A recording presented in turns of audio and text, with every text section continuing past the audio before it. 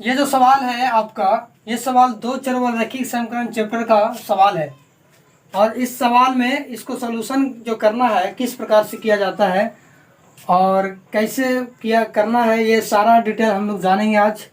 इस सवाल बता दिया जाए उससे पहले कि ये सवाल बोर्ड एग्ज़ाम में, बिहार बोर्ड एग्ज़ाम में बहुत ही बार पूछा गया है और लगभग इस बार भी शायद आ सकता है इस एग्ज़ाम में।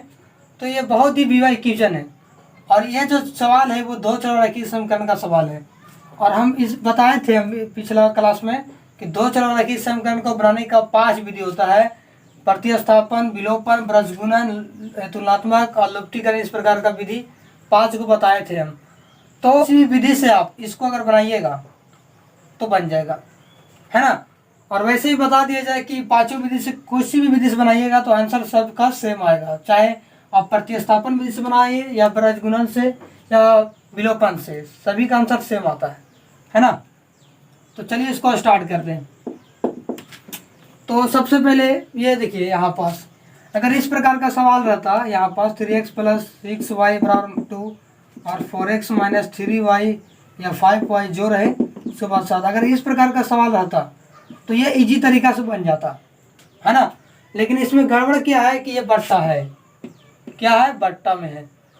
और दो चर रैखिक समीकरण जो होता है बिना बट्टा में होता है, यानी x - by या प्लस कर सकते हो, x + by बराबर या +c = 0। इस प्रकार का दो चर रैखिक समीकरण का होता है। दो रैखिक समीकरण जो होना चाहिए वो बिना बट्टा होना चाहिए।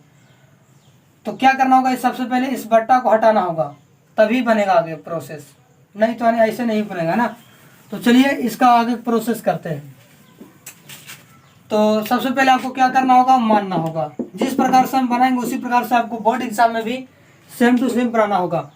तो चलिए इसको मान लीजिए। अब इसको मान लीजिए कि यहाँ पास कह सकते हो गुना में एक छिपा हुआ, तो कहो कि 1/x + y। इसको मान लो 1/x + y बराबर m मान लो। क्या मान लो, m। आप चाहे कुछ भी मान सकते हो, x y छुड़ा के आप कुछ भी मान सकते हो। उसके बाद एक चीज़ और मान लो, यहाँ पास भी एक छिपा हुआ है, तो 1/x - y, यानी एक प्लस वाला एक माइनस वाला को मान लीजिए।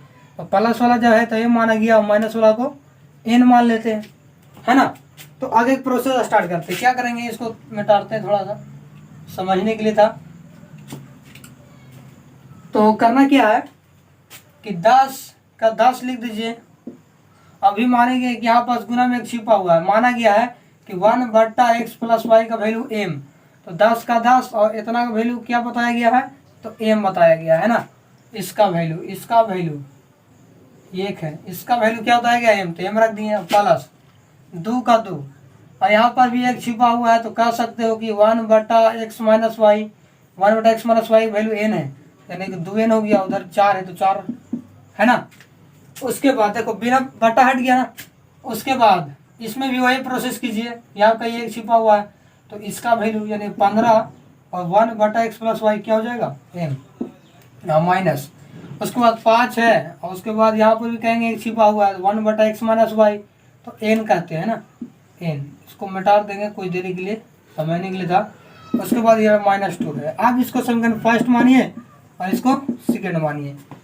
जब बट्टा से हट जाए तब उसको समीकरण आपको मानना होगा। इस प्रकार का कोई भी सवाल हो ना तो आप इसी प्रकार से मान के बनाना होगा, मतलब बट्टा में रहेगा तो आपको मान के बनाना होगा, बिना माने नहीं बन सकता। उसके बाद आप इसको विलोपन से बना दीजिए, चाहे प्रतिस्थापन से, कुछ भी, पांचों विधि में से कोई विधि से आप इसको बनाइएगा तो कोई दिक्कत नहीं। एग्जाम में आएगा इस प्रकार से सवाल दे करके और एग्जाम में कहेगा हल करो या मान ज्ञात करो, x और y का मान ज्ञात करो, इस प्रकार से दे करके, तो उसमें आप किसी विधि से बना सकते हो। तो चलिए हम यहाँ पर फिलहाल विलोपन विधि से बनाते हैं। आप भी विलोपन विधि से बनाइए, वो बहुत ईजी होता है और जल्दी बन जाएगा, है ना, एग्जाम में। तो चलिए विलोपन बनाने का तरीका क्या है, तो हम पिछले भी वीडियो में बताए थे कि क्या करो कि एक्स और वाई तो नहीं है, m और n है, तो आप m चाहिए n को बराबर कर दीजिए। तो चलिए हम अगर n को बराबर करते हैं तो इसका n का गुणांक इसमें गुना होगा और इसका n का गुणांक इसमें गुना होगा, है ना। तो ये हो गया। ये ऐसा क्यों किया गया है ये हम पिछले वीडियो में बता चुके थे। अगर आप उस वीडियो को नहीं देखे तो पहले आप उसको देख लीजिएगा तो थोड़ा अच्छा ज़्यादा समझ में आएगा ना। वो इसलिए किया गया गुना ताकि वो बराबर हो सके n, है ना। चलिए गुना कर दीजिए, 5 से गुना कीजिए तीनों में, तो 5 से जब 10 में गुना होगा तो 10 पचे 50n, और प्लस के प्लस 5 में 2n से गुना होगा तो 5 गुना के 10n, और बराबर 4 पचे क्या हो जाएगा 20 हो जाएगा। ठीक है, उसके बाद ये 2 से गुना कर दीजिए तीनों में, तो 2 में 15 से गुना होगा तो 15 गुना 30n, और माइनस का माइनस 5 में 2 से गुना होगा तो 5 गुना के 10, और बराबर 2 गुना के क्या हो जाएगा 4, और माइनस के माइनस होगा, है ना। उसके बाद आपको करना क्या है कि आप इसको ऐसे खींच दीजिए, है ना। और हम बताए थे, अब उसमें बताए थे हम पिछले वीडियो में कि जब जिसको हम बराबर करते हैं तो n को बराबर किए थे, तो उस जिसको हम बराबर किए हैं उसका चिन्ह देखिए थे, प्लस में एक माइनस में, तो ये दोनों चेंज नहीं है, मतलब दोनों अलग अलग है। और जब दोनों अलग अलग रहता है ना तो हम चेंज किसी को नहीं करते हैं, ऐसा हम पिछले वीडियो में बताए थे। ठीक है, तो ये प्लस में 10 है नहीं माइनस में, तो ये तो कट जाएगा, प्लस माइनस है ना, घटेगा ना। तो उसके बाद ये दोनों तो प्लस में है 50 और 30, तो 50m और 30m दोनों जुड़ जाएगा तो क्या हो जाएगा 80m हो जाएगा, क्या हो जाएगा 80m, और बराबर ये तो कट नहीं गया तो बराबर। उसके बाद 20 में से देखो 20 प्लस में 4 माइनस में तो घटेगा ना, तो 20 में से 4 जाएगा तो 16 बचेगा वो भी।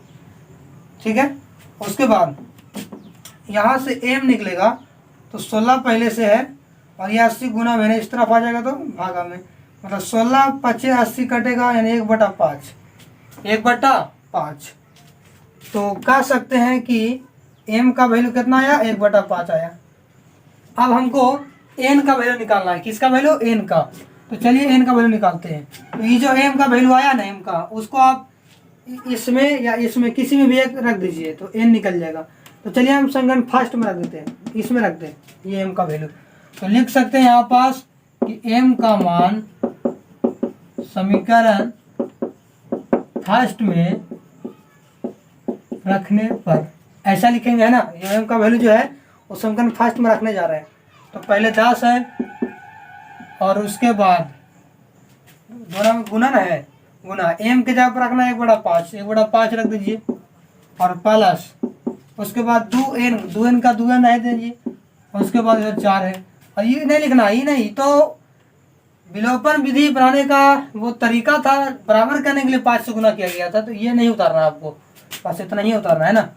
ये 5 से 10 कट जाएगा 2 बार में, 2 एक हम 2, अब कर सकते हो 2n का 2n, और इधर 4 पहले से है, कहेंगे कि 2 में 1 से गुना 2 आएगा, लेकिन प्लस में रहेगा, है ना, प्लस में रहेगा तो इधर जाएगा तो माइनस में 2, यानी कि 2n बराबर 4 में 2 गया तो 2 से 2 कट जाएगा 1, यानी n का वैल्यू कितना आया 1 आया। उसके बाद जब m और n आ गया ना, तो जो माने थे आप उसके जगह पर आप रख दीजिए। तो चलिए रखते हैं, ये जो माने थे तो आप क्या करेंगे, अतः करके 1/1 ये वाला x प्लस वाई और बराबर m, तो इसके जगह पर आप रख दीजिए, तो 1/x प्लस वाई और बराबर m का वैल्यू आ चुका है 1/5, तो 1/5 आप रख दीजिए m के स्थान पर। आप 3 से गुना कर दीजिए, बराबर है ना, 3 से गुना, तो x प्लस वाई में x गुना होगा तो x प्लस वाई ही आएगा, और 5 का 5। अब इधर इस तरफ है ना, अब क्या करना होगा आपको, अब ये वाला रखना होगा 1/x माइनस वाई बराबर n लिख दीजिए, तो 1/x माइनस वाई और n का वैल्यू 1 आया है, 1 रख दीजिए। अब इसको भी गुना कर दीजिए, तो यानी x माइनस वाई बराबर 1 आएगा। तो अब क्या कीजिएगा, तो कि फिर से एक समीकरण बन गया, है ना। जब m और n माना गया था तो उसको मानने छोड़ नहीं देना, उसको जगह पर मान रखना होगा, तो मान रख दिए, तो देखिए फिर से एक समीकरण बन गया। तो आप इसके फिर से समीकरण नाम दे दीजिए, चलिए इसका नाम हम a देते हैं, इसका नाम b देते हैं, कोई दिक्कत नहीं ना।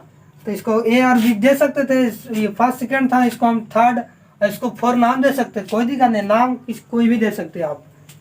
उसके बाद फिर से आप इसको सोल्यूशन कर दीजिए, फिर से इसका सोल्यूशन, चलिए यहाँ पास ध्यान दीजिए, है ना, ये वाला x प्लस वाई, आप यहाँ पर लिख सकते हो समीकरण a और समीकरण b, लिख सकते हो समीकरण a तथा समीकरण b से। अब हमको समीकरण a और समीकरण b से चलना, तब ना x और y का मान निकलेगा। हमको असल में किसका मान निकालना है, एक्स और वाई का मान निकालना है। ओके, तो ए समीकरण ए कौन सा है, तो एक्स प्लस वाई बराबर 5, इसको आप इस प्रकार से उतारिए, है ना, नीचे उतारिएगा इसको, एक्स प्लस वाई बराबर 5, ये समीकरण ए हो गया। और बी का कौन सा है, ये वाला एक्स माइनस वाई बराबर 1। ऐसा लिखने के बाद देखिए यहाँ पास ये दोनों, ई वाई प्लस में और ई वाई माइनस में, तो माइनस से प्लस कटेगा ना, ई नहीं कटेगा, ये दोनों प्लस में है, प्लस छिपा हुआ, तो एक्स और एक्स जब दोनों प्लस में तो जुड़ जाएगा, तो एक्स एक्स का एक्स हो जाएगा, 2x हो जाएगा। उसके बाद 5 भी प्लस में ही है, तो 5 और 1 6, 2 से 6 कट जाएगा 3 बार में, यानी एक्स का वैल्यू कितना आ गया 3। एक्स का वैल्यू हमारा आ चुका है, 3 आ गया है, ये आंसर है हमारा एक्स का वैल्यू। अब हमको वाई का वैल्यू निकालना है, तो ये एक्स का वैल्यू रख देना है किसी में भी, इसमें या इसमें किसी में रख दो। तो चलिए हम समीकरण इसी में रखते हैं, कोई दिक्कत नहीं है। तो लिखेंगे एक्स का मान समीकरण ए में रखने पर, किस में रखने पर, ए में रखने पर आपको देखिए, आपको एग्जाम इसी प्रकार से आपको बनाना होगा, तभी ये शायद कभी कभी 2 नंबर में पूछा जाता है, कभी 5 नंबर भी आ सकता है, कोई दिक्कत नहीं। तो आपको टोटल इसी प्रकार से छाप के आना है बोर्ड एग्जाम में, है ना, इससे न काम नहीं ना इससे ज़्यादा। तो एक्स वन समीकरण ए में रखना है, समीकरण ये होना है, यानी एक्स प्लस वाई बराबर 5, समीकरण ये था। तो एक्स के जगह पर क्या रखना है, 3 रखना है, तो एक्स के जगह पर 3 रख दीजिए, वाई बराबर 5। यहाँ पर से वाई निकालेंगे तो 5 पहले से, 3 यहाँ प्लस में ना गया तो माइनस में, है ना। उसके बाद वाई बराबर कितना, जब 5 में 3 जाएगा तो 2, ये आंसर आ चुका है। एक्स का वैल्यू 3 और वाई का वैल्यू 2 आ चुका है हमारा। तो आप लिख सकते हो, है ना, यहाँ लिख सकते हो, अतः एक्स बराबर 3 और वाई बराबर 2, ये आंसर है हमारा, है ना। ये बन चुका है आपका। इसी प्रकार से आप इस बट्टा में अगर आपका समीकरण है तो आप इसी प्रकार से मान के बनाया करो, आपका हर सवाल बन जाएगा, है ना।